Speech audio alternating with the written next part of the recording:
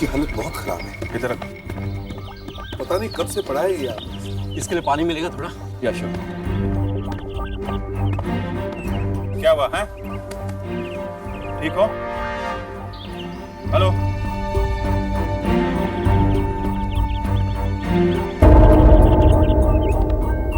क्या हुआ था? हैं? किसने बांधा तुम्हें? पता नहीं साहब, मैं तो उसका चेहरा देख ही नहीं सका। मैं बेहोश हो गया था साहब। कब हुआ ये सब? हैं? साहब कल रात को करीब 1 बजे। आपको 1 बजे? अभिजीत सर, यहाँ आओ। ये सर? ये देखो, एक जूते का निशान। खूनी जब सिक्योरिटी गार्ड को यहाँ घसीट के लाया होगा तभी बनाए ये निशान। Yes sir. सुधाकर सर। जल्दी से इसका प्लास्टर मोल्ड बनवाओ। Okay sir. ये निशान ही हमें खूनी तक ले जाएगा।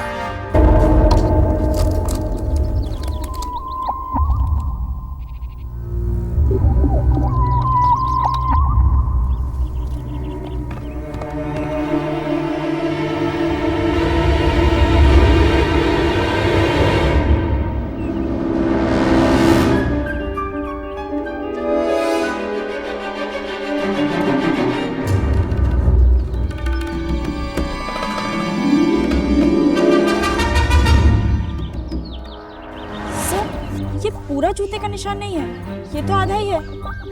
अदिति, हमें भी तो कुछ काम करना चाहिए ना। क्या अपराधी अपने पूरा का पूरा जूता हमारे हाथ में लेके जाएगा? सर, डॉक्टर अंजलिका कंप्यूटर की मदद से इस निशान को पूरा कर सकते। नहीं, ये जूते का निशान तो मैं पूरा नहीं बना सकती, मगर एक काम की बात बता सकती हूँ। वही जानने तो आए हम लोग। ये बॉबी और ये सोहन दोनों को एक ही आदमी ने मारा है। एक ही आदमी ने मारा? हाँ, ये बॉबी और सोहन दोनों ही एक्टर थे। दोनों को सुबह सुबह मारा गया और दोनों को एक ही तरह के जहर से मारा गया। इससे ऐसा लगता है कि दोनों का खून एक ही आदमी ने किया। अगर बॉबी और सोहन दोनों को एक ही आदमी ने मारा है तो वो स्विमिंग पूल के पास जरूर आया।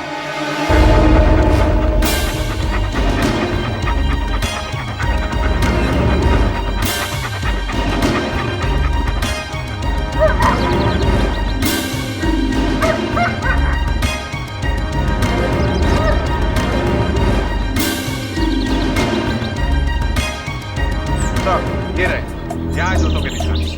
ये सुधाकर,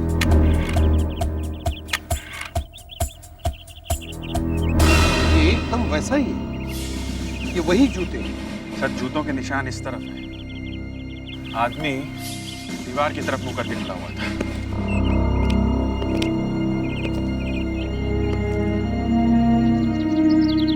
शायद दीवार कूद के भाग गया होगा। अदिति, दीवार के उस तरफ कोई निशान है क्या जूतों के? नहीं सर, यहाँ पे कुछ नहीं है। उधर तो कुछ नहीं है। ये आदमी यहाँ खड़ा रहा, फिर यहाँ से कूदा क्यों नहीं? सर, यहाँ पर दूसरे जूतों के भी निशान हैं। इसका मतलब में उसके साथ में कोई और भी था।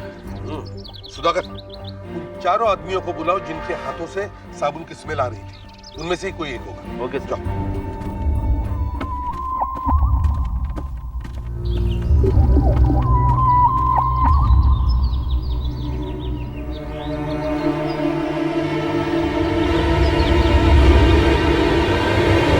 खड़े रहो यहाँ।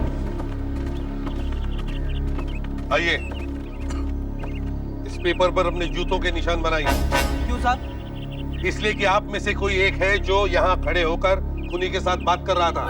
मगर सर, अब जैसे कहा वैसे करो, अभी पता चल जाएगा कौन था वो आदमी। चलो।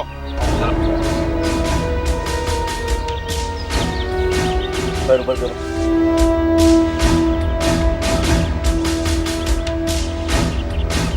देखो।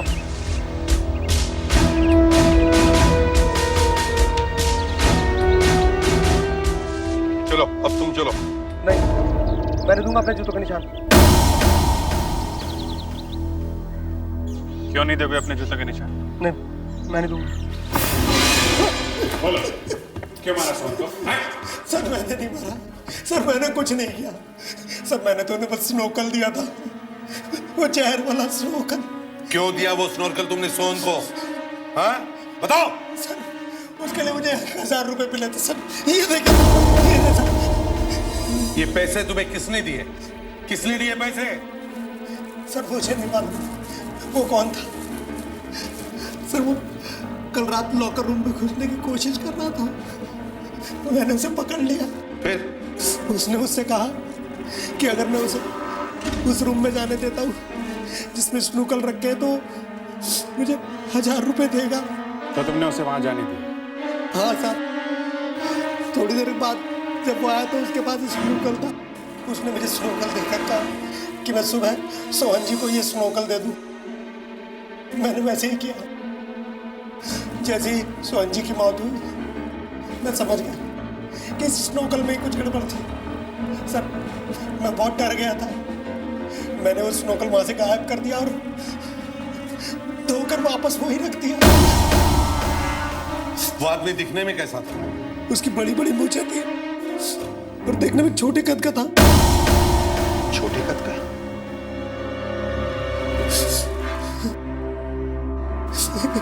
जूतों के निशान तो बहुत बड़े हैं। किसी बड़े आदमी के जूतों के निशान होते हैं। ये वो जूते का निशान है जो हमें जिम में से मिला है। ये फोटो थोड़ी और बड़ी हो सकती है डॉक्टर? हाँ बिल्कुल। जूते के निशान पे कुछ लिखा है, BIO।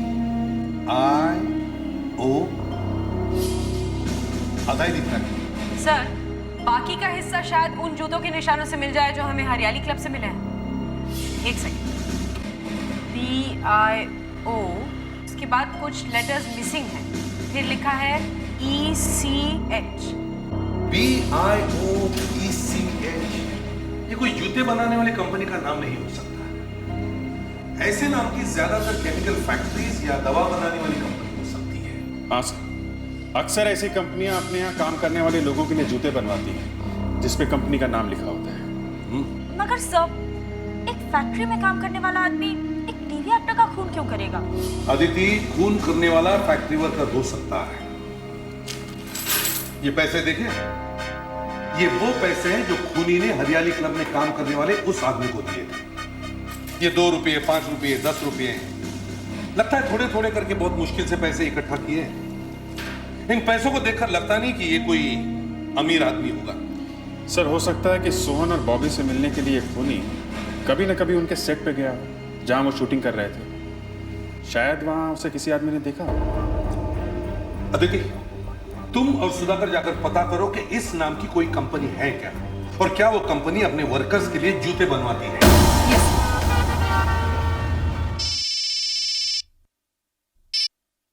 हाँ, इसी पे आजाद शत्रु। Good afternoon sir. सर अभी तक स्पेशल ब्यूरो में कोई भी फॉरेंसिक एक्सपर्ट नहीं आया है। कोई तुम्हारी नजरों में? Yes sir, doctor Bhardwaj.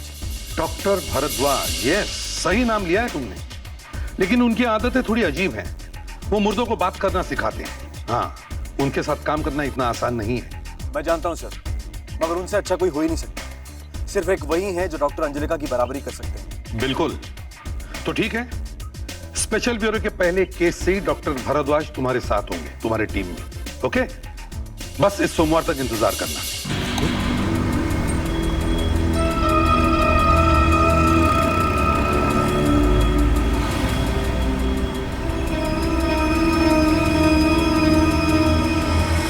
Sir लगता है आप किसी बात को लेकर परेशान? नहीं नहीं, ऐसी कोई बात नहीं है। सुधाकर, जरा गाड़ी रोको आप। कोई जरूरी बात है तो हम भी चलें? नहीं नहीं, उसकी कोई जरूरत नहीं, मैं चला जाऊँ। तुम लोग मुझे फोन करते रहना।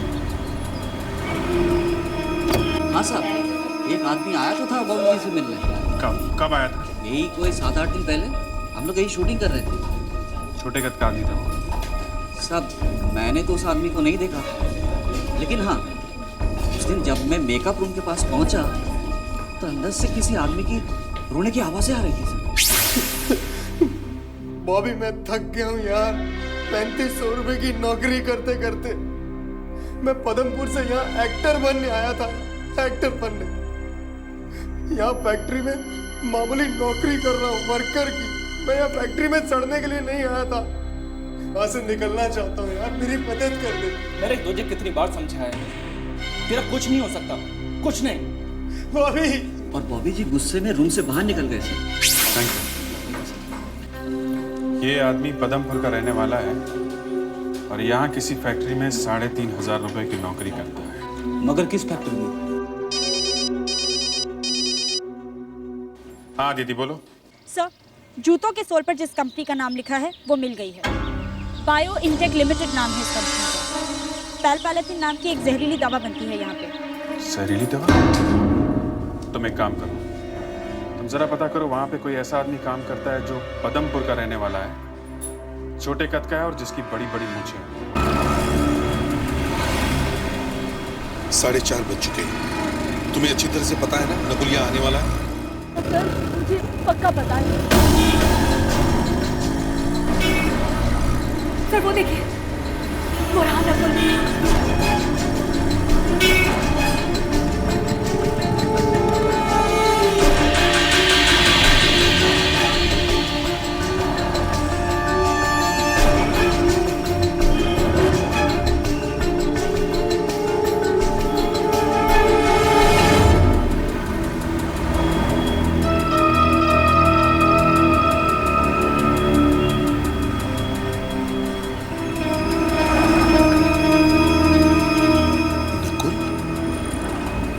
कितना बदल गया है ये, मैं तो इसे पहचान ही नहीं सका।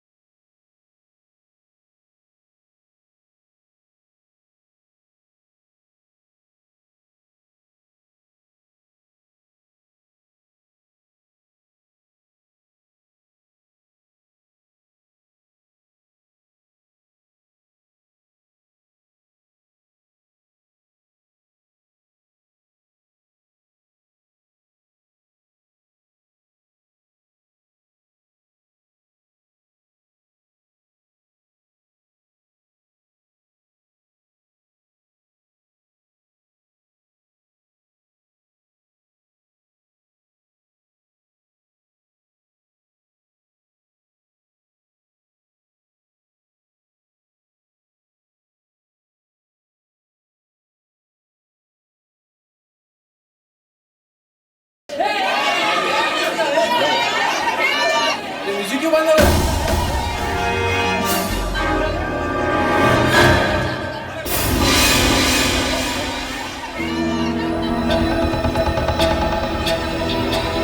आप नकुल, मुझे तुमसे कुछ बात करनी है। लेकिन मैं आपसे बात करना नहीं चाहता।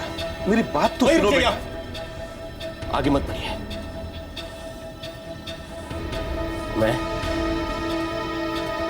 मैं आपका बेटा नहीं। धोखा किया आपने मेरे साथ। नहीं बेटा, मैंने तुम्हारे साथ कोई धोखा नहीं किया है। आज भी मैं सिर्फ तुमसे मिलने आया, तुम्हें पकड़ने नहीं। मैं आपकी बातों में नहीं आने वाला, क्योंकि मैं बहुत अच्छी तरह से जानता हूं कि एससीपी प्रद्युमन को सिर्फ एक ही बात मालूम है, ड्यूटी, कर्तव्य। तुम मुझे गलत समझ रहे हो बेटा। वही रुक जाइए आप। कुछ गलत नहीं समझ रहा हूं मैं। एक बार आपने गोली चलाई थी मुझ पर, जिसे आप बेटा कह रहे हैं। बेटा वो कहीं ऐसा ना हो जाए कि आज मुझे गोली चलानी पड़े। ये तुम क्या कह रहे हो बेटा? तुम मुझ पे गोली चलाओगे? जरा सोच समझ के बात करो। अभी भी समय है, समझ जाओ। मुझे क्या करना है और क्या नहीं है, मुझे आपसे सीखने की कोई जरूरत नहीं। बेटा मेरी बात सुनो, ये जो काम तुम कर रहे हो वो अच्छा नहीं है। छोड़ दो ये सब बुरे काम। निलंजना, उस निलंजना ने आपको सब कुछ बता दिया। उसको तो तुम ऐसा कुछ नहीं करोगी नकुल। मैं क्या कर सकता हूं और क्या नहीं, आप सिर्फ देखते जाइए एससीपी प्रद्युमन। मेरी बात सुनो बेटा। नकुल, नकुल बेटा, नकुल रुक जाओ, नकुल रुक जाओ, नकुल। एक बात आपके हाथ से तुम बच के निकल गए नकुल, मगर मेरे अंदर का सीआईडी ऑफिसर तुम्हें नहीं छुएगा।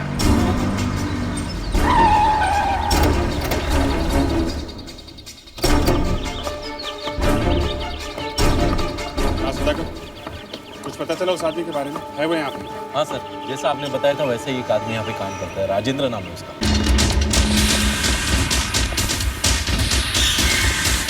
सुनो, हाँ राजेंद्र को देखा क्या? उधर ही है साहब।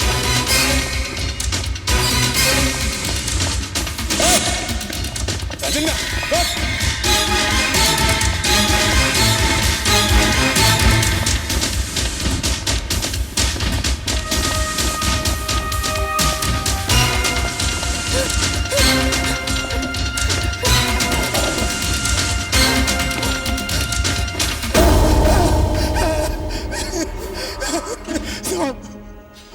आप लोग क्यों पीछे पड़ा है मेरे?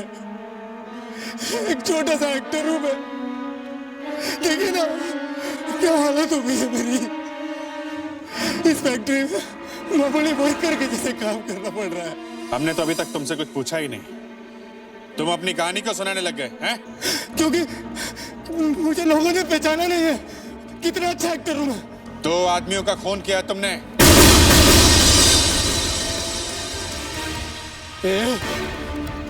मैं एक्टिंग की बात कर रहा हूं, तुम लोग बीच में खून की बात कहां से ले आए? मार डालूंगा तुम लोगों को मैं।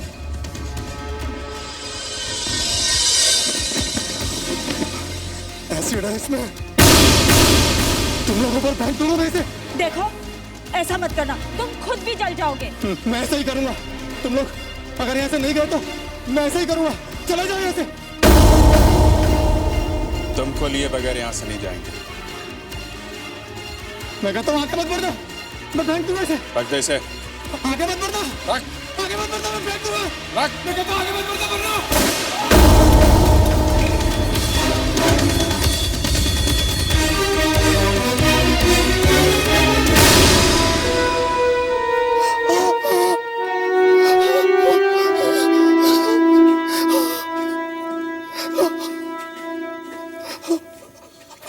बोलो, क्यों मारा तुमने बॉबी और सोहन को?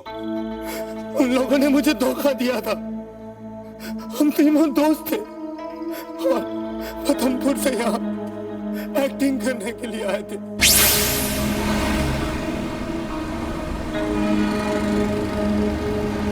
कॉलेज में भी सब लोग जानते थे मैं बॉबी और सोहन से ज्यादा अच्छा एक्टर हूँ।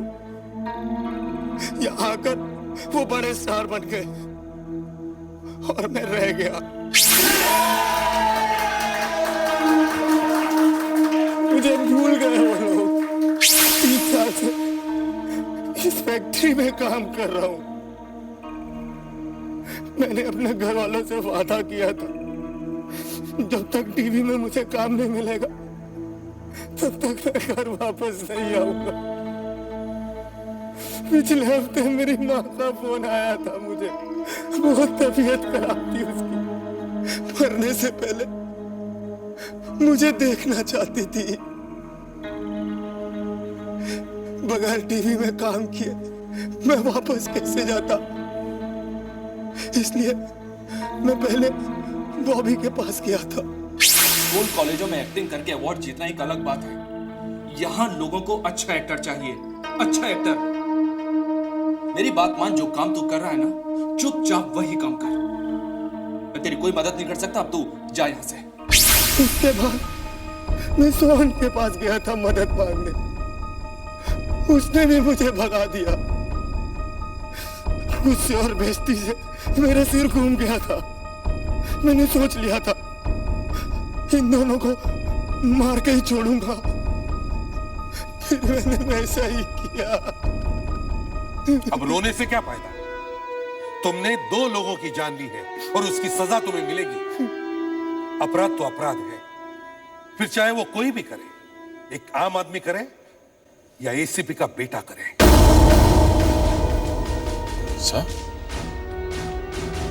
हाँ, नकुल मुंबई में है और वो यहां एक बहुत बड़ा अपराध करने आया है। वो कुछ करे इससे पहले उसे रोकना होगा, फिर चाहे गोली क्यों न मारनी पड़े। For more updates, subscribe to our channel, click the show links and enjoy watching the videos.